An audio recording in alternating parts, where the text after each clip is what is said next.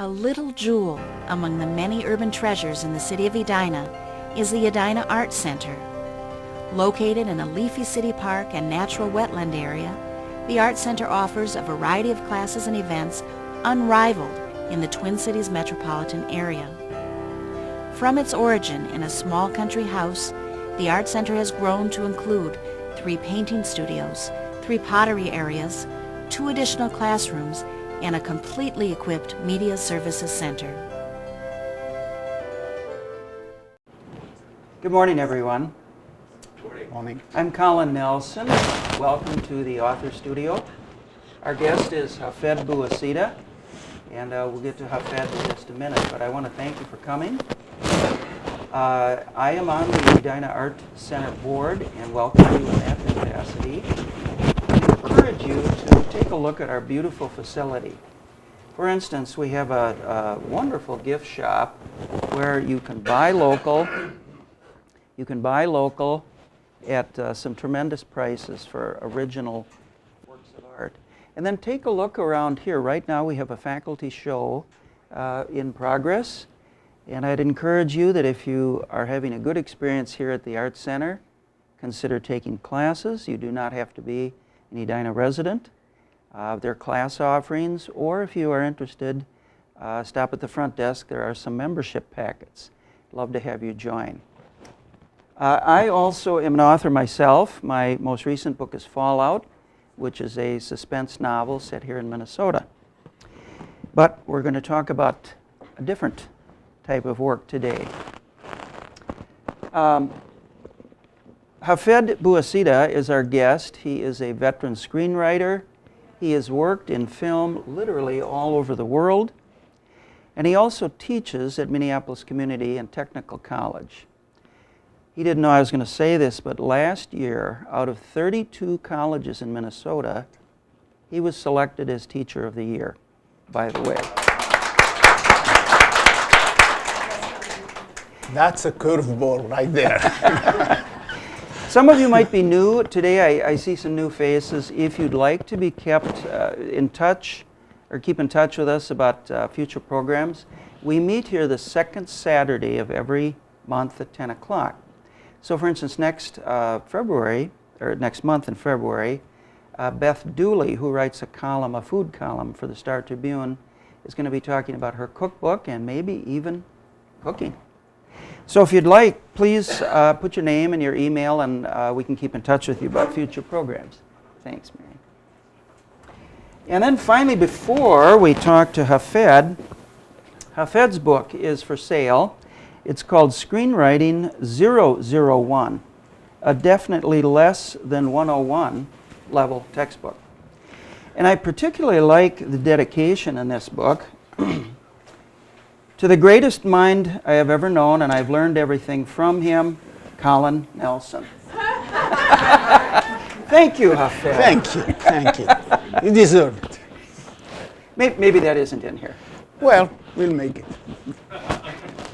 Anyway, Hafed, one of the most interesting things, I think, about not only about your screenwriting, your filmmaking, but is your background. For instance, Hafed Bouassida is not a Scandinavian name, is it? It doesn't look like one. No. Where are you from? And tell us about film school. I would like to hear about, where did you go to film school? Well, in the time I wanted to, because since I was young, I was crazy about movie making, obviously, and I, just like everybody else, I wanted to become a filmmaker, a movie maker. And movie making is obviously not as easy as people think that, you just go to film school and then everything is going to happen.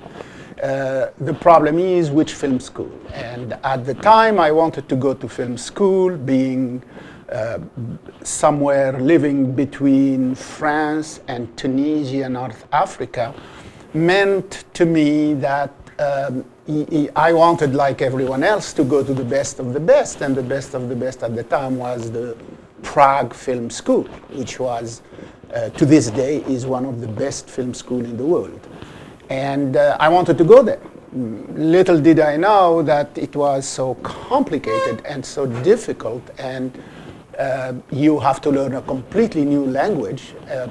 I'm not too far from it because my mom happens to be half Czech, so it's as it were, so I had a connection in the genes, as they say. So that was that, you know, so I decided, I said, well, yeah, sure, I'll learn the language, what the heck, you know, I'm gonna learn the language and I'm gonna, because of the film school, because it's the best film school. So I went to Prague and learned for 1 year the language, and then I said, okay, I'm gonna go to film school. Well, film school, there is about 350 people from all over the world who were competing for 4 spots. So, you know, whatever, to make a long story short, finally, up and down, I made it. And so that's how I started with Prague and to start to learn filmmaking. And filmmaking means you have to learn screenwriting, you have to learn producing, you have to learn, and all of those are specific specialties where you have to spend 4 years at least in each of those specialties if you wanted really to get a degree in those specialties. And that's where kind of I started at this very problematic time in the world, which was the 68, obviously the time when there was the big revolution in Prague. There was this, you remember Dubček and all of these people that started kind of, and which was crushed completely a year after that. So as it were, I was part of that spring where everybody was in the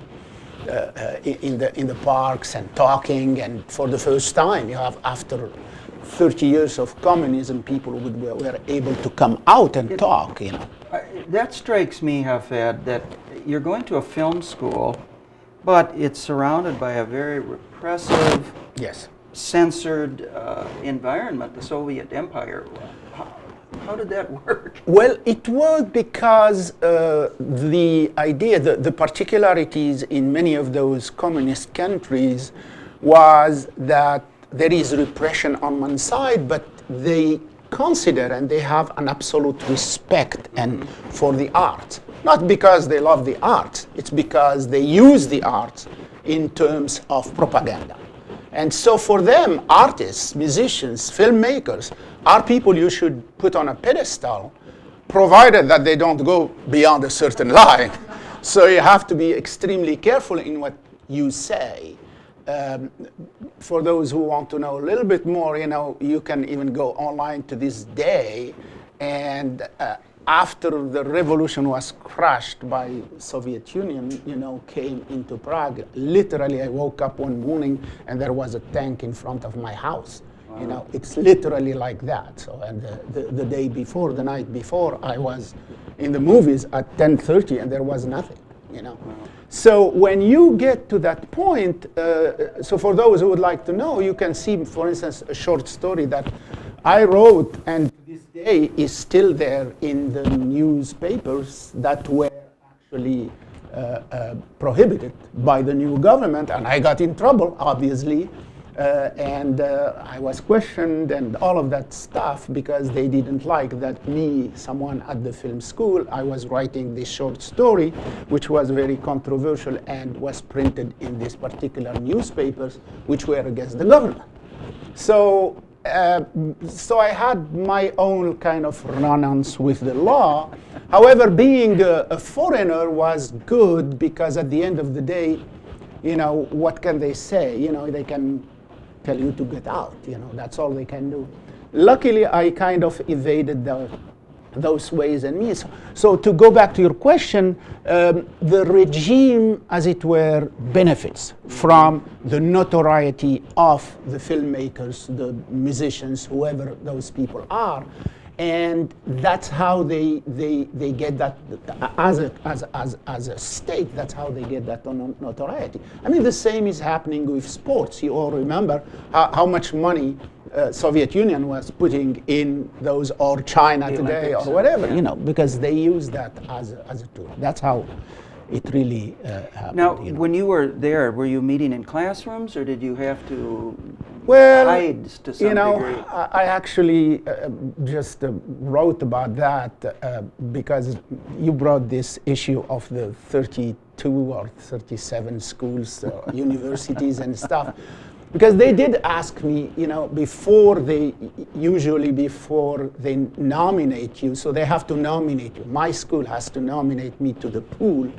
And then they announced that, yes, we are going to nominate you, but there is some work to do, which means you have to write dissertations and how do you teach, and what's your philosophy, and all of that kind of annoying writing, and which I was not even close or remotely interested in. And so my president was like, you know, hey, we want you to be there. I said, I'm not interested. I have no time for it. And then at the end, I said, well, what would make it, why not you make the time? I said, I'll make the time if I have some fun with it. And he looked at me and said, what this idea of fun? I said, well, I said, I will make it my own way. And he said, well, what is your own way? And my own way, I said, well, I will do it the way I know how to best do it. I'm going to write a script about it. Now that's You clever. are going to write a script about it? I should have wrote that script, but that's okay, you know. And they said, but nobody did that. I mean, do you imagine sending a script to Menskew? I mean, you know, to those people who have never seen a script. I said, that's how I know how to do things. I'm going to imagine a story, I'm going to write a script, and every scene of that script will respond to one of your stupid questions. And, you know, so basically I concocted that whole screenplay as a response to their 20-page that they wanted, you know. So I imagined it, I wrote it, and I presented it to my dean and my president, and which they swiftly refused. And they said, you are nuts, you know, we are not going to do that. I said, that's all I have. If you wanted, you know, take it. Or so they send it to them, you know, and they send it to them, and they call us the same day, and they say, it's great, we love it. However, it has 30 pages. You need to shorten it 10 pages. How do I shorten 10 pages from a story that makes sense structurally and everything in order to, I said, you know, if you count the numbers, the words, you're going to find out that I'm much less than about the 20,000 words that usually you actually expect. And they said, we know, but it has to have 20 pages, no matter what. Which gets us in a minute to that difference between actually screenwriting and other kinds of writing. But at the end of the day, I sat down, I did it, I did what they wanted, I got it to 21 pages, and it went on, and the rest, as they say, is history, kind of. So that's kind of where you have to do things your own way. To go back to Prague, I had to do things my own way and to survive the way I can, and to make movies that were, for instance, in Prague, there was obviously the mass of the people, but there was this microcosm of a different world, which is a very different world than the normal one. It's the world of the artist, and where things happen, and where people have the ability to exchange ideas and so on, and provided that those ideas don't go beyond the circle, then it's fine. But the danger is when those ideas go actually beyond the circle, and then they become public, and then it becomes a problem.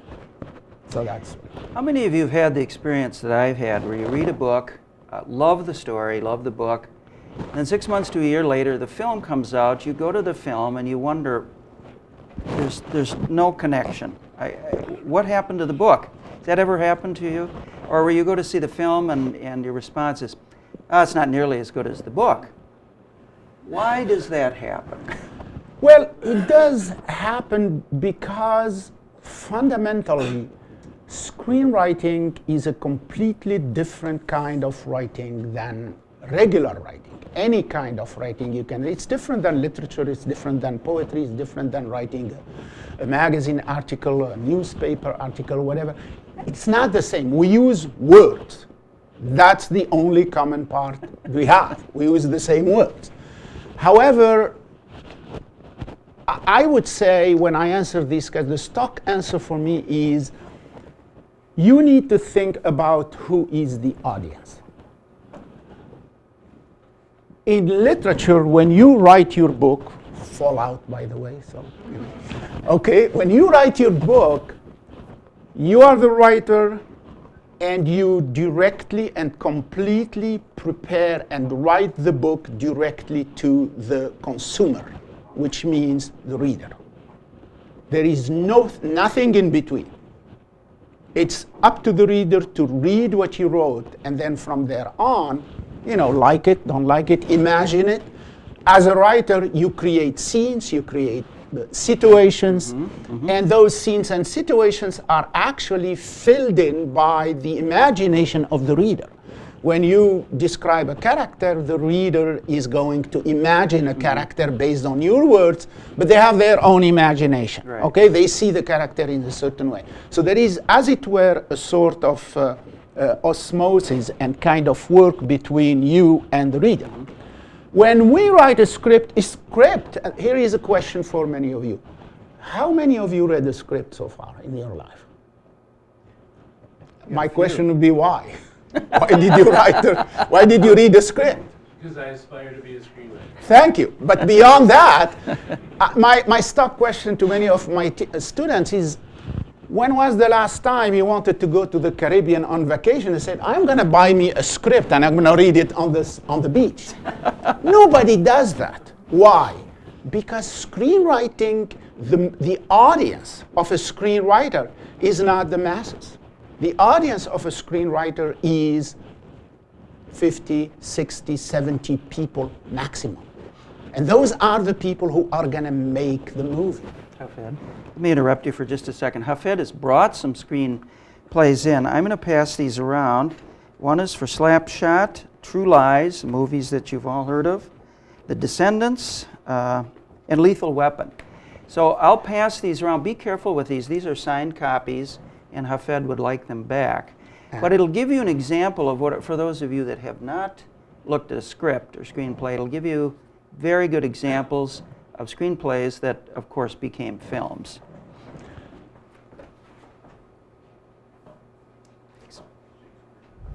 So, in a sense, a screenwriter doesn't write for the public, as it were.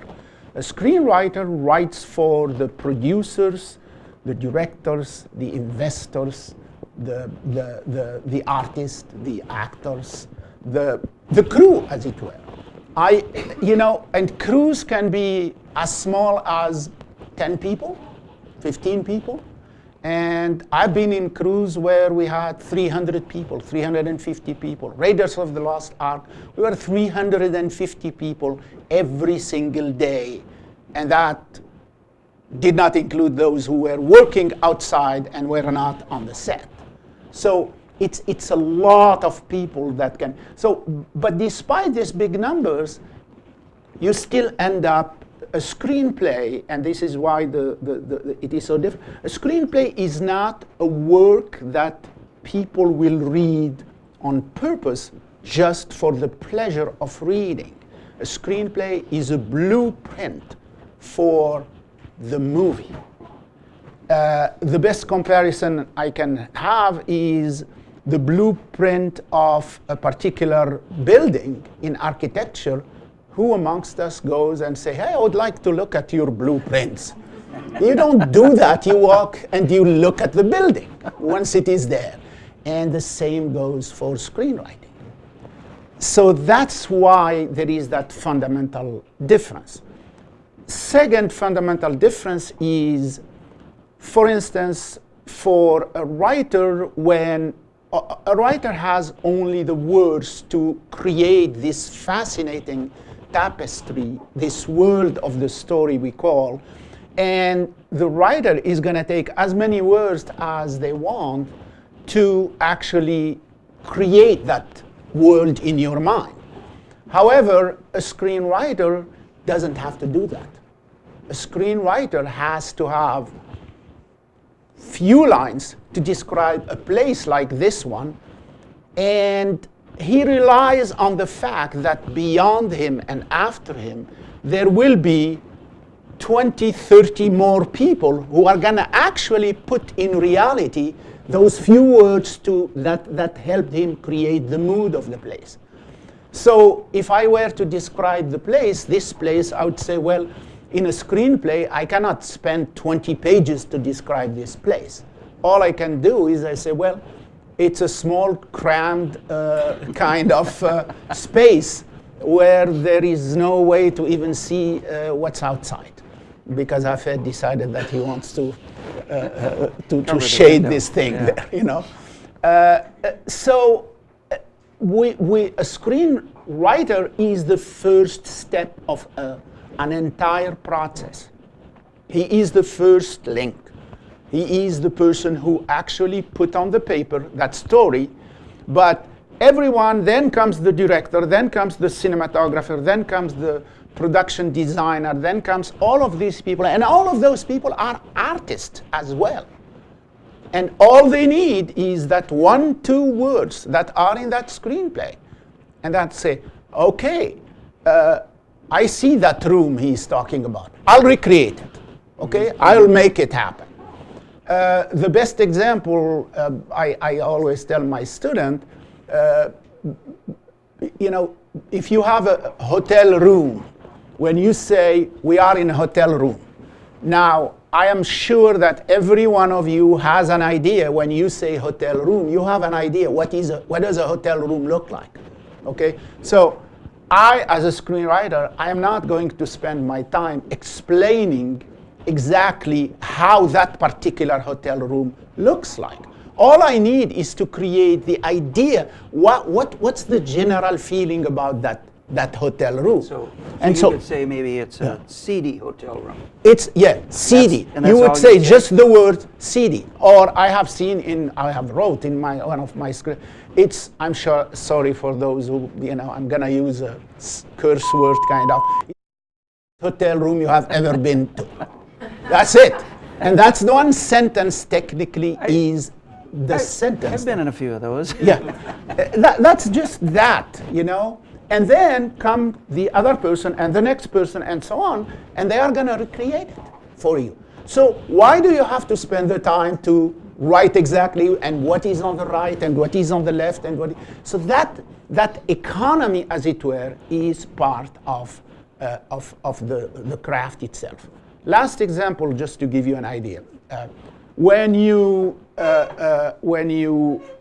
go from, let's say, a book. Generally, books today, and I don't think yours has that, but generally books are in the neighborhood of probably about 400 page, you know, sometimes, you know, 400, 500,000 words. If you took that same book and you turned it around into a play, most likely you are going to end up with a play where there is only dialogue, right? Plays, it's a series of dialogue, you know. All you end up with is about maybe 80 to 100,000 words. If you go to a screenplay of the same exact book, we end up with about 30 to 40,000 words. That gives you an idea how different that screenwriting process is from in real terms.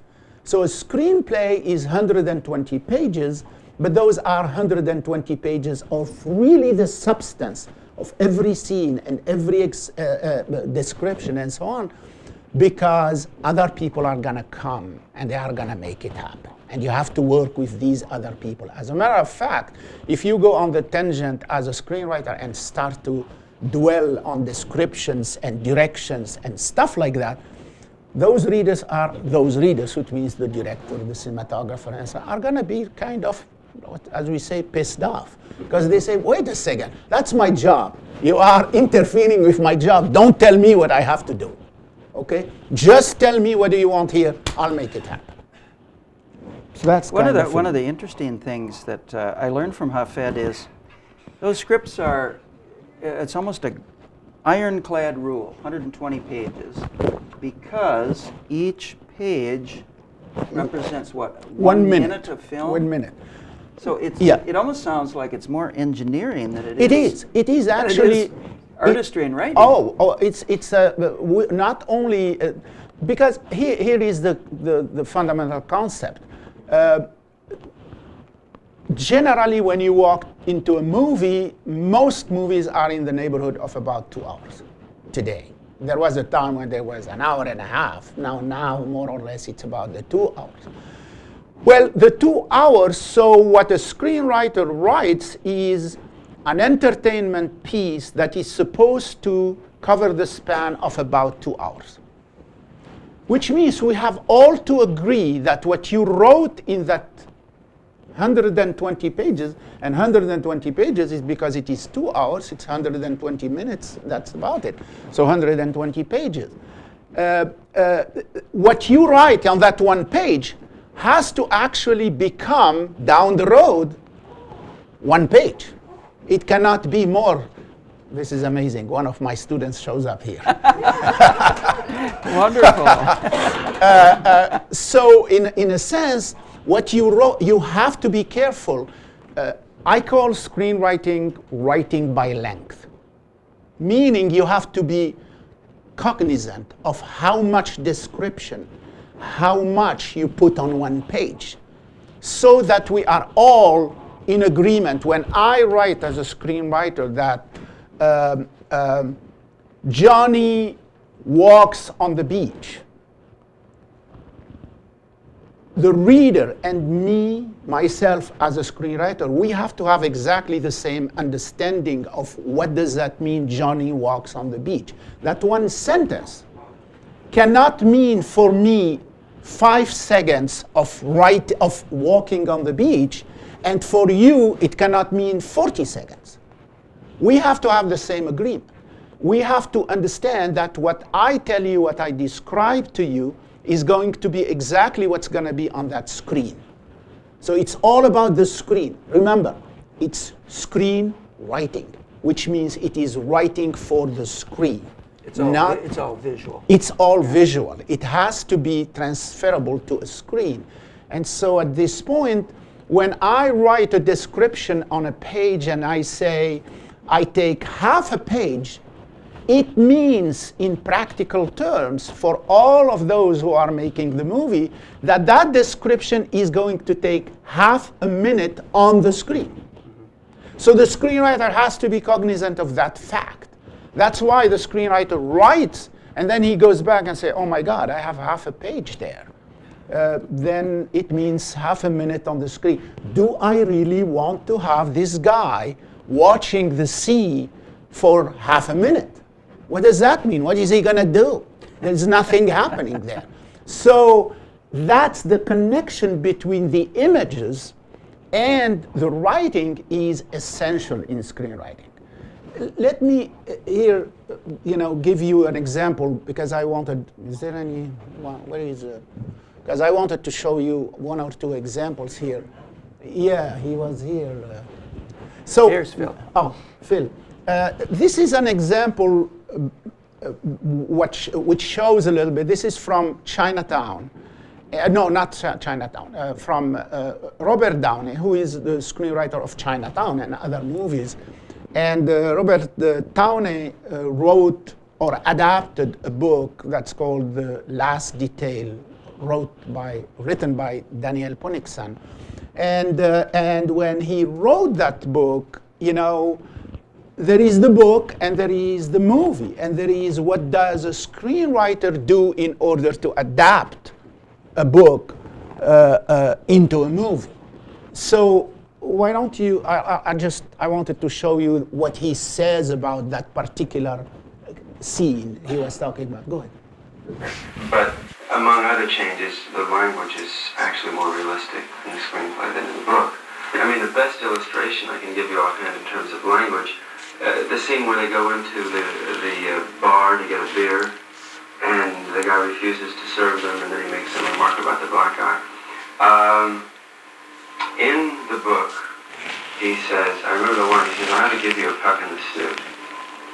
to the bartender. And he said, come on, guy, forget it, let's get out of here.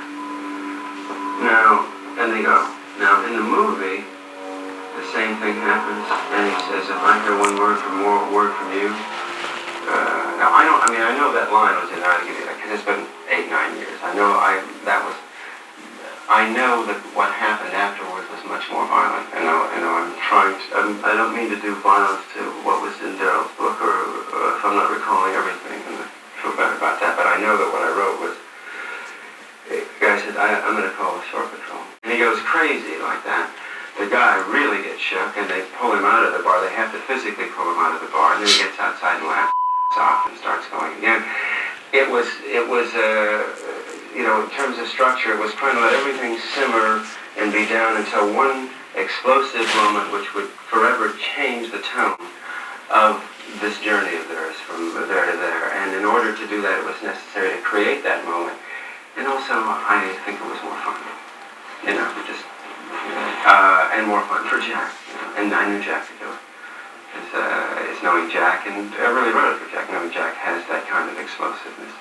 So, in a sense, here you get a good example of the fact that even if it is written in a certain way in a book, when you adapt that into screenplays, into movies, because screenplays are nothing else but how the movie is going to look like down the road.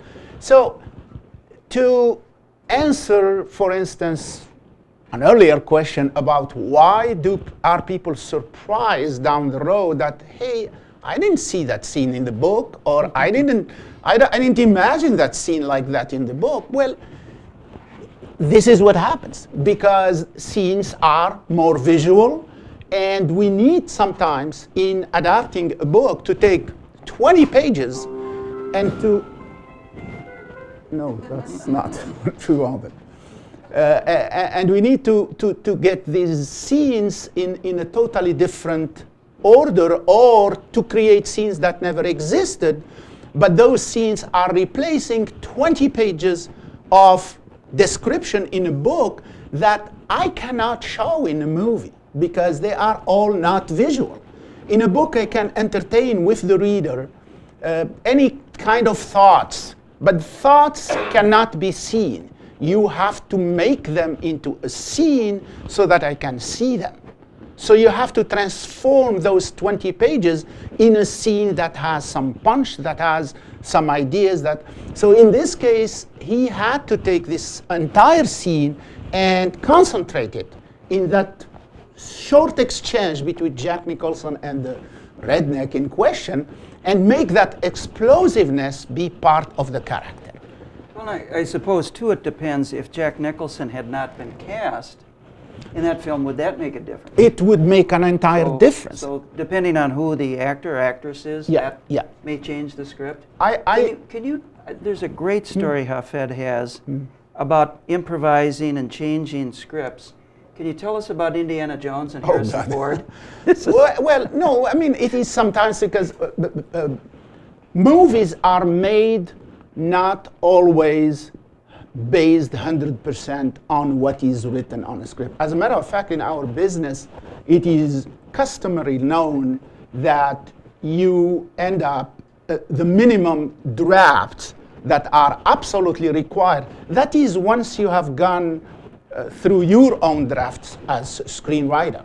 I was just watching an interview with Guillermo Arriaga, who is the screenwriter of Babel and 28 Grams and movies like that, fascinating, Amores Perros and so on. And he was saying that he himself goes through about 35 drafts. Wow. 35 times you write the script and so on. I'm writing a script right now, and I've gone about 9 of them already. I'm already nauseated, but I know that I'm far away from getting wherever I want to get.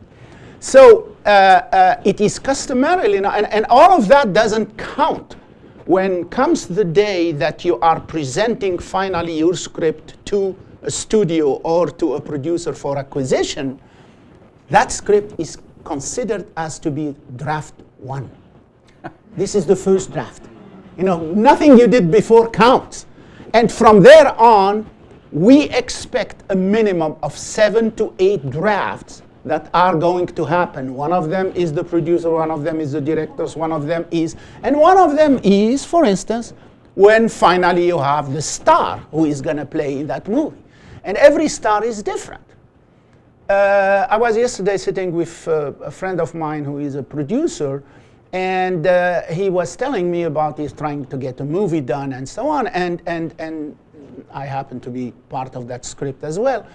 And the discussion at this point is going on between him and different actresses that are supposed to be the main actresses in the movie. So you talk to Tilda Swinton, for instance, you have to wait for about 3 months until she has the time to read your script and finally tell you whether or not she likes it or not. In the meantime, you cannot contact any other actress, because no actress is going to read a script if she knows that the script is read by someone else. So you have to wait for 4 months until she finally says no or yay. And if now she says no, then we have to move to Angelina Jolie, okay? Which probably is going to say no, because Brad Pitt doesn't want it. But that's whatever.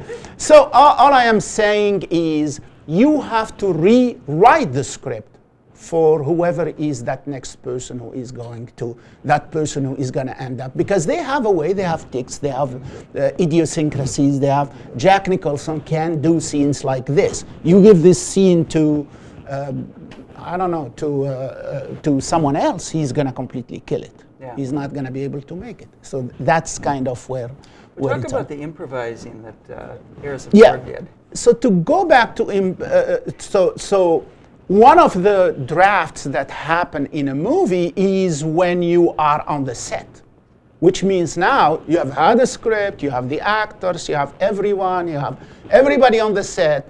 Well, guess what? There is a draft that actually takes place right there. And that's why you need sometimes to have the screenwriter on the set, because there will be changes. And one of the most fascinating changes I have seen in my life, I was working when I finished school. My first gig was to be assistant number 272, probably, at Raiders of the Lost Ark. My job was, we were in Tunisia shooting the movie, and the place where we were shooting was called Kairouan, and it was 45 miles away from the beach, where we had our headquarters, technically, where all the crew was on the beach in a nice hotel, etc., etc. And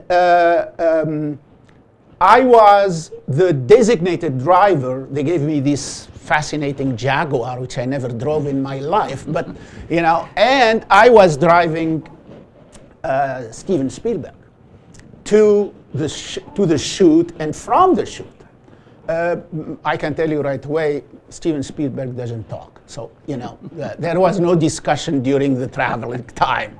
Okay, so one day, Harrison Ford finally made it to the shoot. So he arrives, and Harrison Ford is exactly the opposite of Steven Spielberg. Steven Spielberg doesn't talk to anyone, doesn't mingle, doesn't drink, doesn't go to bars, doesn't do anything. He sits in his own room. He watches old movies. That was part of my job as well. I had to bring him every day a new old movie that he watches in his suite, kind of. So anyway, part of my role became, you know, when Harrison Ford came in, so I had to drive them both. Well, he doesn't talk, but at least Harrison Ford is a very affable person, so we were talking together. Anyway, so he was telling me as we were driving, and I say, that was the first day, you know, and he's like, hey, can you stop somewhere? I really have, you know, I didn't know what, so find a bathroom. So find a bathroom. Okay, fine. And then, 10 miles more, I say, could you find a bathroom? And I'm like, what the hell is going on? So, and he says, hey, Hafed, it's just like, I must have eaten some stuff yesterday night when I came the first time. And he's a good eater as well. So he had some bad kind of reaction. Bug or something. Bug or something. So we arrive at finally in the place to the set where there was this famous scene, if you all remember, when Harrison Ford was fighting with this crazy guy who has the Whip. The whip. Yeah. And they were and the way how Steven Spielberg works is he really doesn't want to make choices on the set, so he would have 5-6 cameras filming the same scene, and each one of those cameras will follow a particular person, and the job is really done in the editing suite. That's how he works, which is very expensive, but he can afford it. So he had all of these cameras, and he was kind of, and now we were rehearsing with Harrison Ford and with this guy and so on, and Harrison Ford was really miserable. He wanted to go to the bathroom. That's all he wanted to do. So, and for every 2 minutes, he said, can I stop? I need to go to the bathroom. And I'm like, my God, I have to find a bathroom for every time. So porta potty and all of that stuff, So he was tired. And we were rehearsing, and the scene is rehearsed, for 2, 3, 4 hours, and so on. And the scene as written in the screenplay was Harrison Ford was able to, at the end, take that whip from the guy and basically overwhelm him and to hit him or something of the sort. That was kind of the scene. Well, Harrison Ford was very weak. He couldn't do that. He was tired. At some point, he turns to Spielberg and he says, well, Steven, I have an idea. Spielberg, being the smart guy he is, he said, well, what do you have? And said, what about, if this guy does all his magic and stuff like that, and I would let him do his magic, and at some point, just take my pistol and shoot him. And the reason he did that, he was tired, for God's sake. He didn't want to go through the process of the whole scene. However, it ended up being one of the most fascinating scenes. So this is what I call technically the scene where on the set, you are actually writing yet another draft of the screenplay that was not on the page. Okay? So you all have seen, I'm sure, the movie Midnight Cowboy. Midnight Cowboy is a fascinating movie, as you all know, and is that what you have right now? What we have? No. I can't access the menu on this one, I'm sorry. This is not, we need to take that out. This is not the one I want. Okay. Okay, it's the See next if I one. can get to that Yeah. any better. No, this. Yeah, that is the timing. You have it there. Anyway, I hope we'll get to that scene. And then we want to keep this for time for questions. Yes, I'm sure. So. Well, let's. While Phil is doing that, Yeah. Let's interrupt for just a minute. Do any of you have questions for Hafed while we're waiting? Pam. Yeah. That there was a script floating around and it said screenplay by James Cameron, screen story by somebody else based on another screenplay. Yeah. Oh God. I don't know what that means. Oh, God. Excuse me, just a minute. The question is, on a script, there might be an attribution for different writers, different names. Why is that? Well, obviously, the profession of writing is very well codified through the WGA, which is called the Writers Guild of America, etc., etc. So everybody has a part. Particularly, people have this impression that because they can put pages, they can write something, it means that they can have a say. And some of them do and some of them don't. What happens is when you can be writing as a screenwriter, you can be writing an original screenplay. It's your idea. Nobody gave you anything. Nobody helped you with that.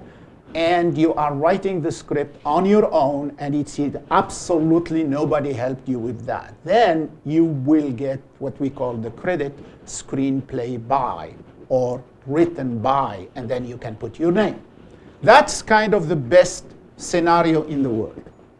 However, that best scenario in the world almost never happens, because down the road, a studio is bound to change that script. No matter how, as I told you, they go and they read your script. We love it, and we are going to pay you $1 million for that script.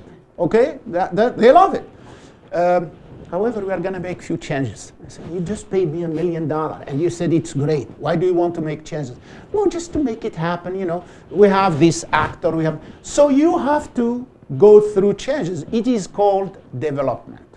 And development is more known in our business as development hell. Okay? Because the studio will never tell you that directly, but they are going to read your script and they're going to say, it's great script. But we are going to get someone, Hafed or Jim or whoever, he's good at imagining the story and so on, but we would like to perk up the dialogue. So what they do is they bring another screenwriter who happens to be very good with dialogue. He's going to take your script and he's going to change the dialogue a little bit here and there. And, then that screenwriter suddenly now has some paternity, as it were. And some, say, well, I was participant in the script. Okay, fine. Sometimes the studio likes your story, likes your script in general, but they feel that it lacks some sort of work on this, on structure, on character, on whatever. The concept is great. And by the way, they don't like you too. You are not kind of, the kind of guy they want to go without, Charlie Kaufman, if you all know Charlie Kaufman, who is the writer of, what is it? For instance, the Spotless Mind, and movies like that, he is not a very sociable person. This is a guy who doesn't want to be in bars, who doesn't want to sit, who doesn't want to go to parties, who doesn't want to be, he's not the social animal, as it were. Well, they don't like to work with him because he's not the kind of guy, the funny guy. So what do? They will get someone else, one or two people who are going to take your script and they are going to rewrite it. And if they rewrite it, now they have right to that screenplay. So suddenly, if the studio buys the script or says, we like the script rewritten by these two, then you, the owner of the original script, suddenly you have no right anymore in the title, screenplay by. Your title becomes story by. And they will say, screenplay by the two new people who wrote the script. Now, if this goes one time, that's fine. But if this goes 2 times, 3 times, 4 times, 5 times, you end up in cases, in nut cases, like for instance, anybody remembers the movie My Stepmother is an Alien? Which is a stupid script and a stupid movie anyway. But My Stepmother is an Alien, I don't know, was written literally by 26 screenwriters. Wow. 26 screenwriters. When the movie finally was what we call green lit, which means the studio said, yes, okay, we're going to film it now as it is right now.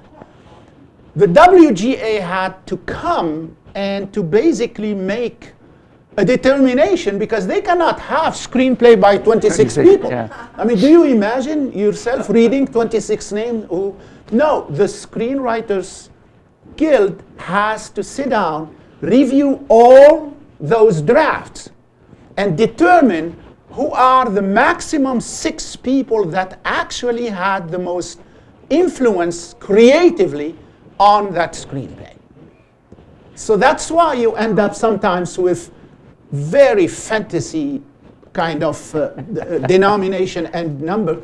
Plus, you end up with people like, for instance, the director most of the time, because he made some changes, he said, well, I am allowed to have the credit as co-screenwriter.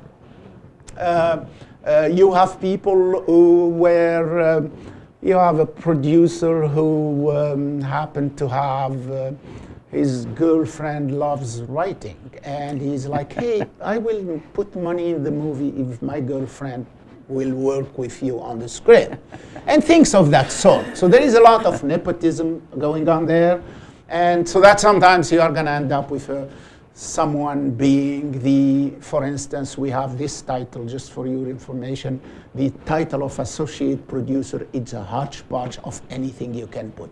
That goes from the guy who put the money and who says, hey, if I put there $10 million, would you give me a title? And say, yeah, associate producer, you know, and plus the title that disgruntled producer who happens to be in love with a new wife, he will give her that title. What the heck, to just have her happy, you know? So it's kind of the hodgepodge title where you throw everybody. So that's kind of the answer to your question. Other questions? Bill? Is there a similarity between screenwriting and playwriting? Excuse me. The question is there a similarity between screenwriting and playwriting? Well, the similarity probably ends in one part. We use the same words. That's exactly the only similarity. However, the worlds are so different than you cannot imagine. Let me give you the basic fundamental difference. Number one, in theater, you are stuck with, you know, a space, a stage. You don't have that ability to jump somewhere. In cinema, the fascinating part about movies is you have your actor, he opens a door, and he's in Minnesota, you know, the next day, the next thing, he's in California. You know, that magic theater doesn't have. It cannot offer you that instantaneous magic, okay? Theater cannot offer you the ability to see what's in the mind of a character. In movies, we can do that very easily. You know, just show the guy thinking, and then I can show you what he's thinking and what he's. So all of those are the clear differences. In practical terms, okay, there is a fundamental difference that is really that creates a lot of frictions. A playwright, when he writes his script, his play, and when it is printed and definitely in the public, it becomes ironclad.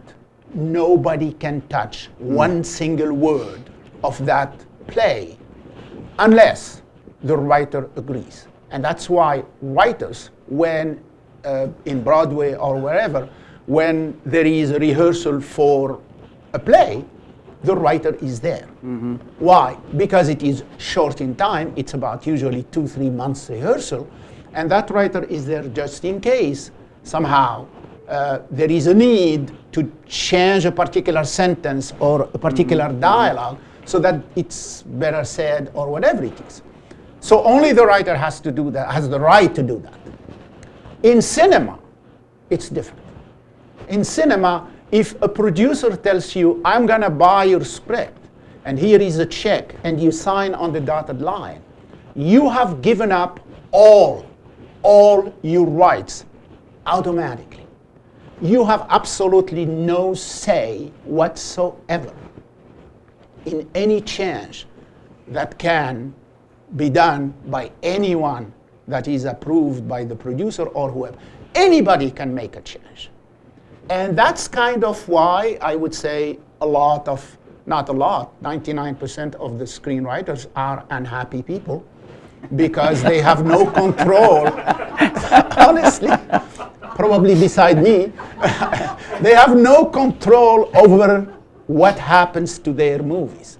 Stories, horror stories about screenwriters who were ostracized from the process once they sold their script are bound. You know, there are millions of stories like that, and you have no recourse. Why? Because unfortunately, filmmaking is the most expensive art after architecture. No other art is as expensive as filmmaking. Good point, yeah. And so the producer basically have this approach, and they say, I have to have the ability, when I buy a script, I own it. I have to have the ability to change it so that I can make a better movie. So that I can make, because a writer, what does a writer know? A writer is sitting there for 4, 5, 6 months, a year, 4 years, writing a script. He has no connection with the business world. He doesn't know what works and what doesn't work. So if we decide as producers that there is this love scene there and we want to show a little bit more flesh there, while in the script it was a 30-second scene, and I want to make it a 1-minute scene, I do it because I want to make more money. And I know why I'm doing it. I have to have the right to do that. So that's a fundamental difference, where a screenwriter has no control over his or her words as soon as you have sold your script. You have one choice. If at the end of the day you have never been part of that process, of the production process, and you are invited one day to watch your own movie in the theater, and you enter and you watch that movie and you are like, what the heck is this? I have never written any of that. This is not my screenplay. The only thing you can do is, and you have that right obviously, to say, I don't want you to put my name there. That's all you can do. We are at an hour, and for those of you that need to leave, please feel free to do so. This is fascinating to me. So if some of you would like to continue with questions, we can do that. But if you need to run, feel free to do that. Okay, fine. Another question, Rhonda? Hey, I made a movie, an independent movie, and I wrote the script too. I got 2 hours out of a 72-page script. As I was writing it, I was picturing it, and it just never made sense, the 1 minute, 1 page, because somebody going through, shuffling through something or searching a room, it's going to take more than a minute, and that's just a line. So I got 72 pages, you know. So, excuse me, just yeah. So the question is, if I've only written a 72-page screenplay, can that still last 2 hours? It did last 2 hours. Yeah. Yeah. And How do you answer I that? could never sell that. I had to do the thing myself. Exactly. First of all, if you sent me, just me, the screenplay of 72 pages, and you would say this is a feature film, I wouldn't even read it. Because it means one thing to me. You didn't write it properly. It was written in a way that was not what screenwriters, this is not the way how screenwriters write. And to me, if I was a producer, it's an indication that the person who wrote this has no idea about screenwriting and about filmmaking in general. And so for me, it is very simple. I'll throw it in the side. Why? Because I get every day 10, 15 scripts that are unsolicited and people want me to read. Why would I spend my time in something that I know for a fact is not ready? So what is there? What is the issue there? The issue there is you wrote it according to your knowledge of the regular writing. For you, you'd say, yes, he is looking into his papers in his desk. Okay, fine. But in your mind, what you had was, it's going to take some time on screen to actually do that action. No. For us, I have to have an idea, a clear idea how long it's going to take. Which means, if you wanted to tell me that it is going to take 30 seconds, you would have to describe half a page of description of actions. He opens a drawer. He looks into that. There is a stack of pages here. He looks under them. He turns around. Why do we write that? Those are the actions that are going to make that half a page. Now you have half a page instead of that one line. That one line in your mind as a regular, what I call regular mortal, is meant it's going to take half a minute, 45 seconds. To me, as a screenwriter, I read that one line, I said, oh, it's 2 seconds. That's the difference. So if you have in mind an action that is going to last 1 minute, you are going to have to fill a page. There's no other way around it. That's the convention that's between me as a writer and the people who are going to read my screenplay, who are the filmmakers who are going to make it into a movie. I would completely mess them up if I tell them, hey, he's looking for this letter around his desk. And in my mind, I thought it's going to take half a minute. But when I write it for them, it meant 2 seconds. And that's the fundamental part. Yes? Yes, sir. Is there a different set of rules then for the independent filmmakers and screenwriters? Because what I think you're describing is the industry, a film machine. You become a screenwriter, you join the guild. They're the same for actors and so on. And this is how it's done. But as an independent screenwriter, filmmaker, are the rules different, or are they really closer than you think? The question is, are the rules different for a screenwriter working in independent films versus a screenwriter trying to sell to the industry? The answer is absolutely none. They are absolutely the same rules. It's not about where your movie or by whom your movie is going to be produced. It's about the understanding. It's about what I understand and you understand as a reader. If I send you my script and you are a producer, you have to understand exactly what I have in mind. Okay? Going back to literature in general. In literature, as I said, you take 20 pages to describe to me the feeling of character in watching the sunset. Okay? You can take 20 pages. Okay? How long does it really take in a movie to do that? Probably, what, 5 seconds? After 5 seconds, if I showed you more than that, you're going to be bored as a viewer. And you are going to say, well, okay, what's happening? So he's watching the sunset. Great. It's a great sunset. Okay, let's move on. So what now? That's the fundamental part. So it is not about who is going to make the movie, whether it is the big studio or whether it is a small independent movie maker, or at the end of the day, whether it is yourself as an independent producer, you decided to make the movie on your own. It doesn't matter. That has to be written in that particular format, and we actually have software that can help you with that format. But you have to know how to use it, and you have to know how to exactly what to put on a page so that what I see on screen is exactly equivalent to what you put on the page. That's why I said screenwriting is writing by length. So if I put there a certain amount of time, I am not writing. Let me put the difference between, again, between writing, regular writing, and screenwriting.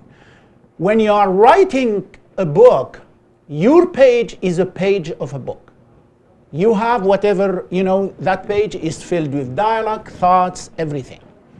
When I write a screenplay, I'm not writing a page of a screenplay. My page is a screen. I put images on that screen. I'm not writing sentences. They happen to be sentences, but they are visual sentences that translate exact actions. When I say Johnny enters the kitchen, slams the door, that's a very visual action that you can see in your mind's eye. You can see very clearly. Okay? So that's I cannot go, as he enters, he thinks about the horrible day he has and the fight he has with his boss and stuff like that. I cannot see that. And if I cannot see it, it cannot be on the page. So those rules, when you put them together and you put this a certain formatting principles that we have as well, all of them concoct that to be, at the end of the day, a format that expresses the same exact thing to you as a reader and to me as a writer. I do not want to be in a situation when I am exactly your situation. John is looking at the letter around the desk, and in my mind I was thinking it's going to be half a minute or a minute, and yet in your mind you read it and you thought it was. That would be terrible, because that would be money that you throw on the air. Question, sir? I'm going to change the subject. I've had an observation. You can tell me whether it's accurate or not. The British seem to be the most wonderful cinematographers compared to the rest of the world. And is my perception right or wrong? And if so, why? The question is, we've got someone from England here. You can tell by my accent. And the question is, are the British better filmmakers than anyone else? And if they are, why? Well, let me understand. Is it filmmaker or Cinematographer. cinematographer? I'm sorry. Which is a slightly... The camera angles, the way they approach their filmmaking, or maybe the photography is a better way to say it. Well, you know,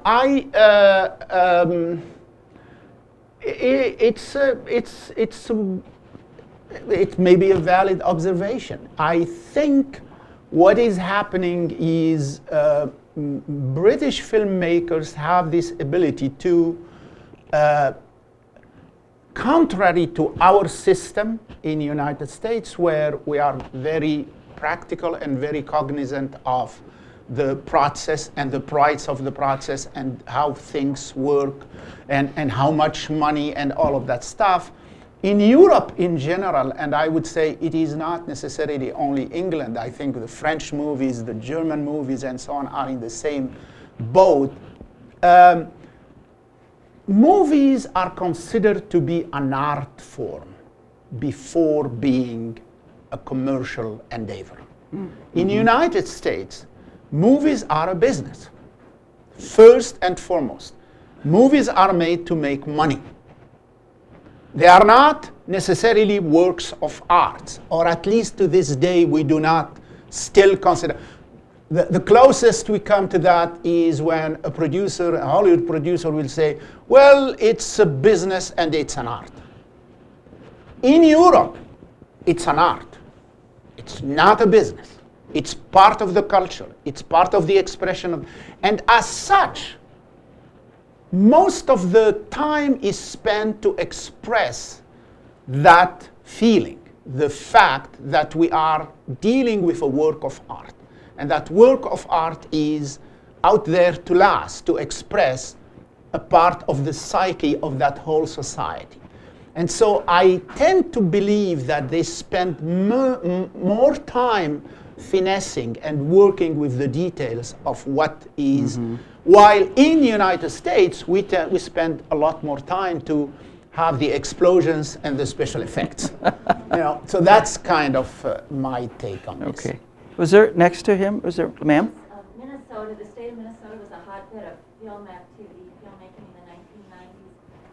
Could you talk about the situation? Yeah. The question is, Minnesota in the 1990s was very active with filmmaking. What's the situation today in Minnesota? Well, not very, very good, I would say. In the 90s, we have had in this state, we were able, and when I say we were able, it's kind of the community of filmmakers, and I'm part of it. We were able to convince the legislature to promote and to help promote making movies in Minnesota.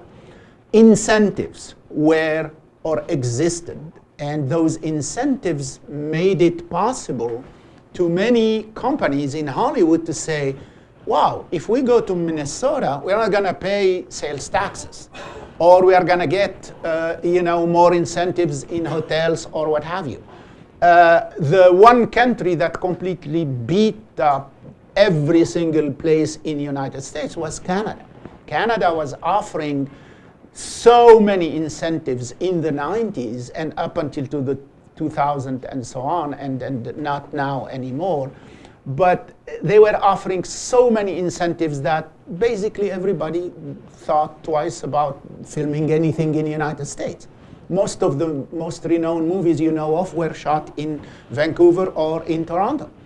And why? Because obviously the dollar, there was a huge difference. So you have a movie that costs $10 million here, you go to Canada, it costs you $7, okay, to make the same movie. So that's kind of a lot of money. And then there was many other incentives, like, you know, traveling, hotels, plane tickets, whatever. So when you add all of that up together, it's very hard to fight Canada. At the level of United States, what happened that was every single state, or more or less most of them, tried to create an incentive to bring filmmakers, Hollywood filmmakers, to their own state. Minnesota was one of them.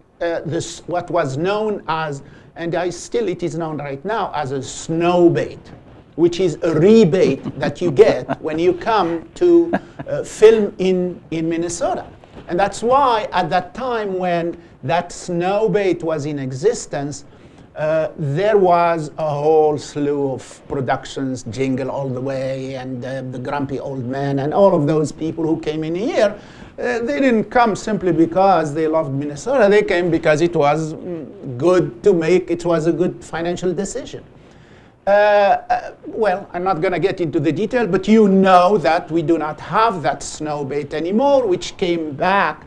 Now it is coming back slowly, and we are fighting again with the legislature so that we can really, really put it in the books. Now we have something else, which is called the legacy amendment and so on, that can help in that sense. So in general, states are competing to get those crews to come to their own state. Florida is very strong on that. Carolinas are very strong on that. Arizona is very strong on that. Wisconsin is very strong on that. Guess what? Until they got that last governor, sorry. But you know, no, but it's a fact. You know, you cut things and suddenly there is not. And there are movies that were supposed to come here to Minnesota ended up in Wisconsin, simply because they beat us in terms of that incentive. And that's how you promote things in general. And that's why the situation at this point is not yet in the best, but we are hoping that maybe with the new legislature we will have more incentive. There is some incentives on the book at this point, but as it is right now, they are not that different than from other states. So it's difficult for producers in Hollywood to suddenly say, oh, we are going to go to Minnesota. Let's take one more question. Pam? Can you tell us all the classes you teach? Oh, God. You're head of the screenwriting. Yes, I'm the head of the screenwriting The question is, what classes do you teach? I teach mostly screenwriting, obviously, but since my formative years, I am a producer, director, screenwriter, so I can teach any of those classes, and I did teach most of these classes. And I run the program of screenwriting, and obviously in our department, students come, once they are accepted into the program, they come into this pool of 1 year where they learn the basics, which is production, screenwriting, camera, everything. And from there on, they choose their own specialty. And some of them will come to screenwriting, some of them will go to directing, producing, cinematography, editing, etc., etc. And at the end, those people get together and they will make movies together. But they all start, obviously, those movies have to start with the student screenwriters who write the stories for the producers and directors, and those stories are then produced by the different students. At MCTC? Yes, it is at MCTC, where we have, MCTC happens to have basically the only real production program. There are a lot of cinema programs, you hear that in many many colleges and universities. The reality of it is many colleges and universities have what we call studies, cinema studies. They are mostly not really production program comparable to our program. Our program is the only program in the state and in the 5 states around, actually. I was visiting a friend in Carleton when it was a film class. The teacher basically turned on the movie and then left the room.